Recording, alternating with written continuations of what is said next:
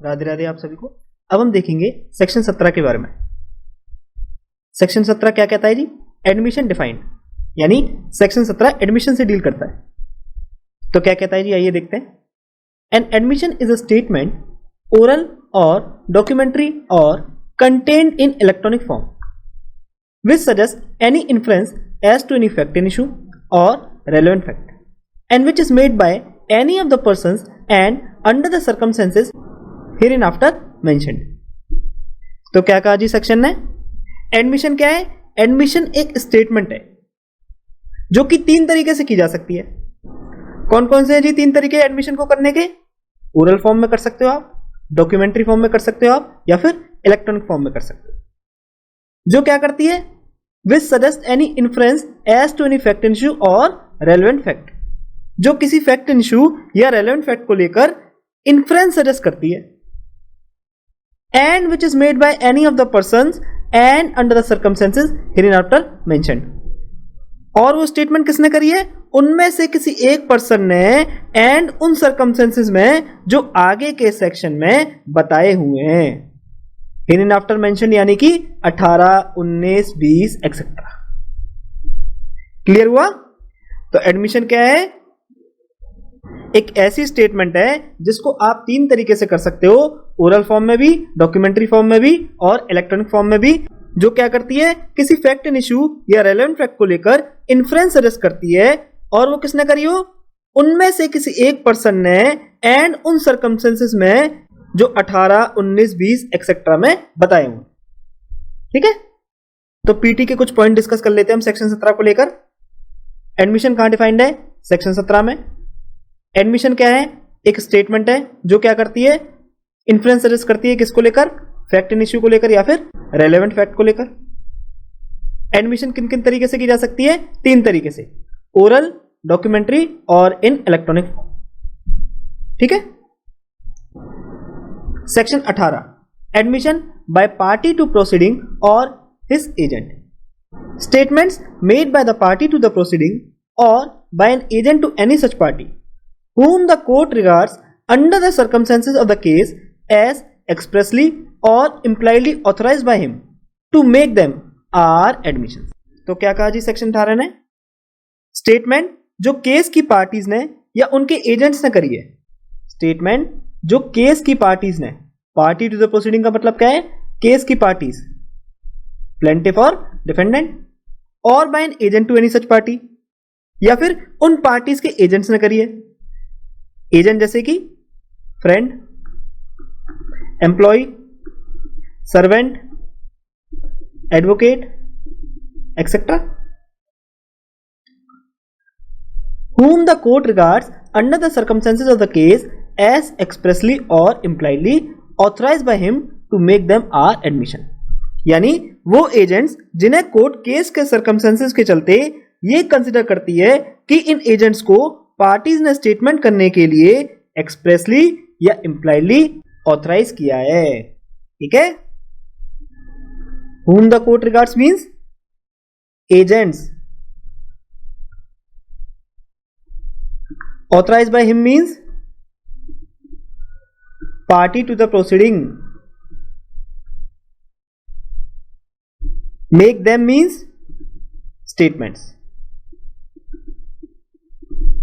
All right,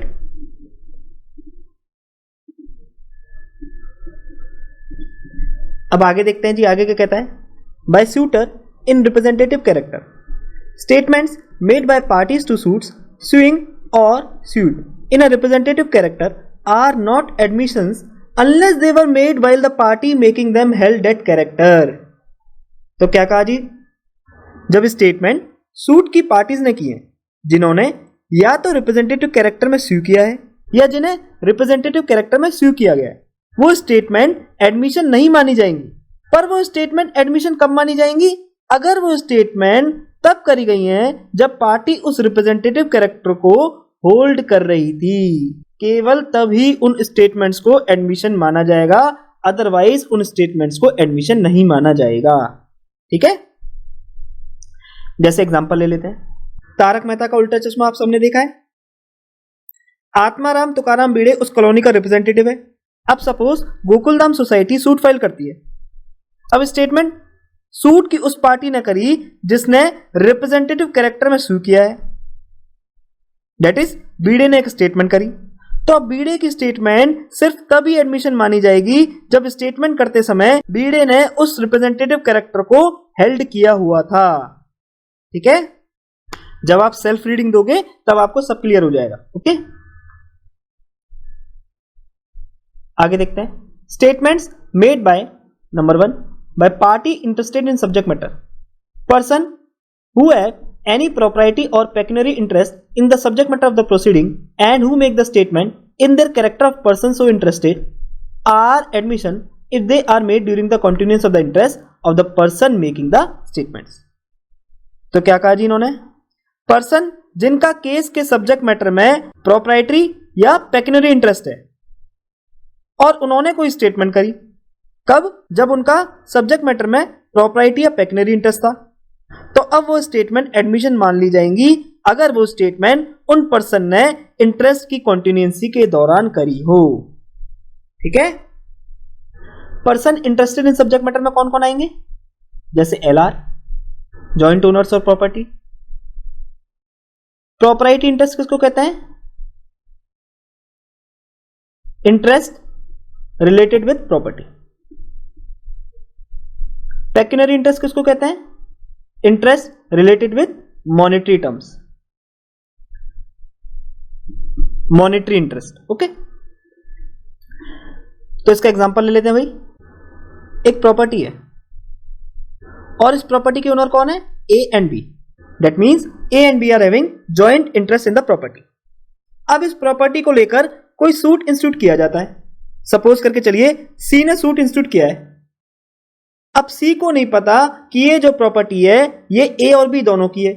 सी को लगा कि भाई ये प्रॉपर्टी केवल ए की है और सी ने केवल ए के अगेंस्ट ही सूट इंस्टीट्यूट कर दिया। तो अब अगर बी कोई स्टेटमेंट करता है तो वो एडमिशन मान लिया जाएगा अगर उसने वो स्टेटमेंट इंटरेस्ट की कॉन्टिन्यूएंसी के दौरान करी हो। Why, because B is having proprietary interest in that subject matter. Okay, अच्छा, पीटी के लिए आप एक बात याद रखना, joint ownership must have existed at that time when the statement was made.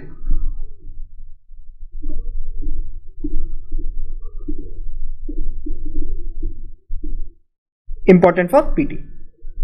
ठीक है, अब सेकंड क्लॉज देखते हैं जी। Statements made by persons from whom interest derived. Persons from whom the parties to the suit have derived their interest in the subject matter of the suit are admissions if they are made during the continuance of the interest of the person making the statements.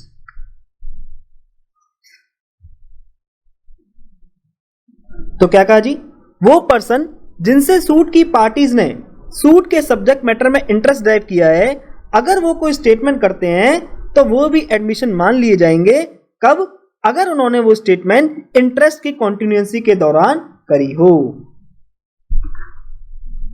Person from whom the parties to the suit have derive their interest, यानी वो person जिनसे suit की parties ने suit के subject matter में interest drive किया है, उनकी बात हो रही है। ठीक है, जैसे example, tenant derives a title from his landlord.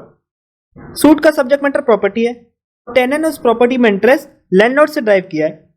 अब लैंडलॉर्ड के द्वारा की गई कोई भी स्टेटमेंट एडमिशन मान ली जाएगी अगर लैंडलॉर्ड ने वो स्टेटमेंट उस इंटरेस्ट की कॉन्टिन्यूएंसी के दौरान करी हो। ठीक है, क्लियर हुआ? तो ये था हमारा सेक्शन 18। सेक्शन 18 पीटी के लिए बहुत इंपॉर्टेंट है। ठीक है, और दूसरा सेक्शन 18 हो सकता है आपको एक बार में क्लियर ना हुआ हो, आप इस ऑडियो को एक और बार सुन लें, तब जाके आपको सारे फैक्ट्स क्लियर हो जाएंगे। अब सेक्शन में पीटी के पॉइंट्स मार्क कर लेते हैं। स्टेटमेंट सेक्शन 18 में किस किसने करी हो, या तो पार्टीज टू द प्रोसीडिंग ने या फिर उनके एजेंट्स ने, जो कि एक्सप्रेसली या इंप्लाइडली ऑथराइज किए गए हैं। सूटर इन रिप्रेजेंटेटिव कैरेक्टर्स, जिसे या तो स्यू किया गया है या जिसने स्यू किया है। अब क्लॉज 1 किससे डील करता है, by party interested in subject matter से, और वो इंटरेस्ट कैसा भी हो सकता है, प्रोप्राइटरी भी और पेक्यूनरी भी। Second clause, by person from whom interest derived.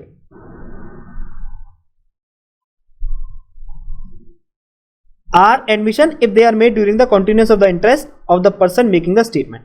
याद रखना, पीटी में 4 तरह की स्टेटमेंट आपको दे देंगे और आपसे पूछेंगे कि कौन सी स्टेटमेंट करेक्ट है, तो आपको ये सेक्शन 18 अच्छे से प्रिपेयर करना है एकदम। आप कुछ और पॉइंट देख लेते हैं पीटी के। Section 18 applies on civil proceeding only. Admission by agent is binding on party only in civil cases and not in criminal cases. बहुत इंपॉर्टेंट पॉइंट है, admission by agent is binding on party only in civil cases and not in criminal cases except section 30 when both are jointly tried for the same offense। जब हम section 30 करेंगे तब इसको आगे further discuss करेंगे। Third point क्या है, admission of agent binds the principal when. Agent के द्वारा किया गया एडमिशन प्रिंसिपल को कब बाइंड करता है? Number 1, when agent is authorised to make the statement. और वो एजेंट किस तरीके से ऑथराइज होना चाहिए, या तो एक्सप्रेसली या फिर impliedly. Number 2, when statement is made during the continuance of agency. जब स्टेटमेंट एजेंसी की कॉन्टिन्यूएंसी के दौरान की गई है। और इस पॉइंट को आप अलग से याद रखना, after the termination of agency if agent admits anything on behalf of his principal it will not come under admission by agent. क्यों? क्योंकि जो एजेंसी है वो टर्मिनेट हो चुकी है। इसलिए अगर एजेंसी के खत्म होने के बाद अगर एजेंट प्रिंसिपल के बिहाफ पे कोई स्टेटमेंट को एडमिट करता है तो वो एडमिशन में फॉल नहीं करेगी।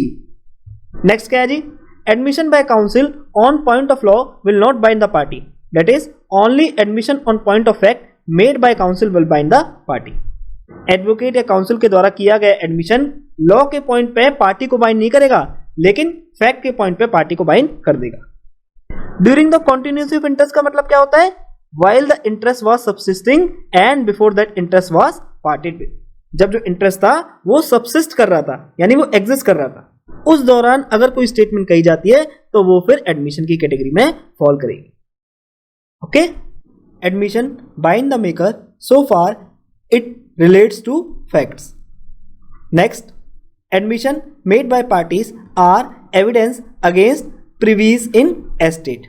Very important for PT. Next, electronic record was added in year 2000 by IT Amendment Act. Again, this is also very important for PT. अब देखो सेक्शन 19 आपको खुद से प्रिपेयर करना है। सेक्शन 19 केवल पीटी के लिए इंपॉर्टेंट है। अगर आपको खुद से क्लियर नहीं होता है तो आप मेरे को कमेंट कर सकते हैं। सेक्शन 20 देखते हैं आप, admission by person expressly refer to by party to suit. Statements made by person to whom a party to the suit has expressly referred for information in reference to a matter in dispute are admissions. तो क्या बोलता है जी, उन person की statements जिनको suit की parties ने information collect करने के लिए एक्सप्रेसली रेफर किया है। कौन सी information? Information with respect to matter in dispute, जो मैटर डिस्प्यूट में है उससे रिलेटेड इंफॉर्मेशन। तो अब उन पर्सन की स्टेटमेंट एडमिशन मान ली जाएगी। दोबारा से रिपीट कर रहा हूं, उन पर्सन की स्टेटमेंट जिनको सूट की पार्टीज ने इंफॉर्मेशन कलेक्ट करने के लिए एक्सप्रेसली रेफर किया है, information with respect to matter in dispute, तो अब उन पर्सन की स्टेटमेंट एडमिशन मान ली जाएगी। इलस्ट्रेशन देख लेते हैं। The question is whether a horse sold by A to B is sound. A says to B go and ask C, C knows all about it, C's statement is an admission. तो क्या बोलता है illustration, जो घोड़ा ए ने B को बेचा है वो साउंड है, वो ठीक है। अब ए ने कहा जाओ जाके सी से पूछ लो, सी को इसके बारे में सब पता है। तो अब ए और बी के बीच में मैटर इन डिस्प्यूट क्या है कि जो घोड़ा ए ने बी को बेचा है वो साउंड है या नहीं। अब सी की स्टेटमेंट एडमिशन मान ली जाएगी एज ए ने घोड़े की साउंडनेस की इंफॉर्मेशन को लेकर बी को सी के पास एक्सप्रेसली रेफर किया था। ठीक है, तो चलिए पीटी के पॉइंट डिस्कस कर लेते हैं सेक्शन 20 को लेकर। Section 20 also called admission by referee और admission by stranger.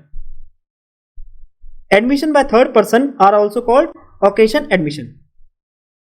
Reference under section 20 must be made expressly. ठीक है, क्या लिख रहा है यहां पर, एक्सप्रेसली रेफर्ड।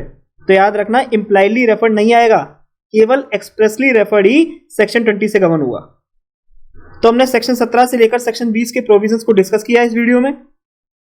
और पीटी के लिए जितने भी पॉइंट्स हमने नोट किए हैं उनको प्लस सेक्शन 19 और 20 की इलस्ट्रेशन को आप अच्छे से प्रिपेयर करके रखना। तो ये था हमारा आज का लेक्चर। अगर आपको लेक्चर पसंद आया तो आप लाइक, शेयर और कमेंट जरूर कीजिएगा, और अगर आपको लेक्चर पसंद नहीं आया है तो आपको डिसलाइक करने का भी पूरा राइट है। और प्लीज आप लोग कमेंट करके अपने फीडबैक जरूर दीजिएगा, जिससे कि फ्यूचर में मैं अपने आप को और इंप्रूव कर सकूं। और अगर आप लोग चाहते हैं कि वीडियोस में किसी भी तरह का मैं चेंज करूं तो आप मुझे कमेंट करके बता सकते हैं। मैं पूरी कोशिश करूंगा चीजों को आपके अकॉर्डिंग चलाने की।